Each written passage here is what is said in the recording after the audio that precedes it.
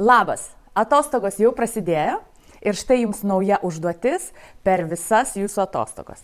Jums reikia nufilmuoti video, kuris pavadinime turėtų žodį atostogos.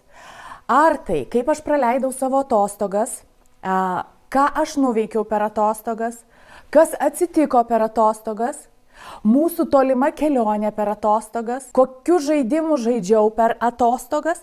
Žodžiu, viską mes ieškom, bet kokį video, kuris bus susijęs su žodžiu atostogos. Kodėl?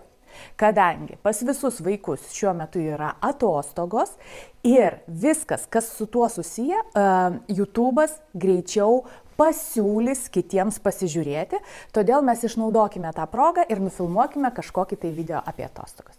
Jo labiau, kad man bus irgi įdomu sužinoti, tai kaipgi jūs praleidate savo atostogas. O po atostogų mes su jumis visais susimatysime ir aptarsime, kas jums sekėsi ir ką galima dar būtų padaryti naujo ir įdomaus. Na kągi, lauksiu jūsų namų darbų.